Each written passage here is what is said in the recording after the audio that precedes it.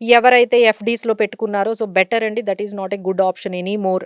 ఇక ఎఫ్‌డీస్‌లో పెట్టుకోవడం కన్నా ఈ గోల్డ్‌లో కొంచెం అట్‌లీస్ట్ మీరు డిజిటల్‌గా పెట్టుకుంటే కొంచెం రిటర్న్స్ అయినా వస్తాయి. లేదు అంటే ఇంకా బెటర్ ఆప్షన్స్ ఉన్నాయి. ఎఫ్‌డీస్ ఇవన్నీ కూడా ఏంటంటే డిఫరెంట్ చేంజెస్ అవుతూ ఉంటాయండి. ఈక్విటీలో రైట్. ఒక రకంగా చేంజెస్ ఉంటాయి. ఎఫ్‌డీస్‌లో ఇంట్రెస్ట్ రేట్స్ తగ్గుతూ ఉంటాయి. సో, ఈ గోల్డ్‌లో అనేది ఎంత పర్సెంటేజ్ పెట్టుకోవాలి? హ్మ్. ఎలా పెట్టుకోవాలి? సో, ఫిజికల్ గోల్డ్ అయితే అబ్సల్యూట్‌లీ నో అని చెప్తామండి.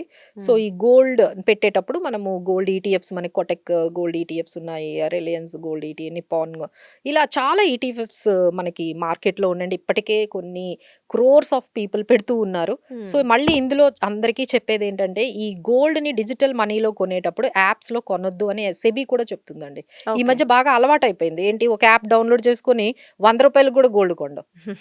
అరే! ఒక రూ. 1000 కూడా గోల్డ్ కొంటున్నారు. ఏ యాప్ కనబడితే ఆ యాప్ అంటే పేటీఎంలు, అవును. వాలెట్సు హ్మ్. ఎక్కడ పడితే అక్కడ ఏ యాప్‌లో పడితే ఆ యాప్‌లో మీరు గోల్డ్ ఈటీఎఫ్స్, గోల్డ్‌ని డిజిటల్‌గా అలా బై చేయకండి. మీరు గోల్డ్‌ని ఇలా ఎలక్ట్రానిక్ వేలో మీరు బై చేయాలంటే ఈటీఎఫ్స్ ఈస్ ద బెస్ట్ హుహు. అండ్ సేఫెస్ట్ అండి. మీరు అక్కడ మళ్ళీ మీరు మనీ తీసుకునేటప్పుడు ఇబ్బంది పడతారు. అవును. మీరు ఏ యాప్‌లో పడితే ఆ యాప్‌లో మీరు డిజిటల్ గోల్డ్ అయితే కొనకండి. ఎస్పెషల్లీ ఇది మీకు అందరికీ చెప్తున్నాము. గోల్డ్ ఈటీఎఫ్స్ ద్వారానే పెట్టండి. ఇంకా ఏమైనా మీకు డౌట్స్ ఉన్నాయంటే we are there to help you. Hmm. But మీరలా ఏ యాప్స్‌లో పడితే ఆ యాప్స్ ఏది పడితే అది డౌన్‌లోడ్ చేసేసుకొని, హ్మ్. ఏదో మనం బట్టలు రైట్. కొనుక్కుంటున్నట్టుగా మనము గోల్డ్‌నయితే అలా బై చేయకండి. చేయకూడదు. హ్మ్.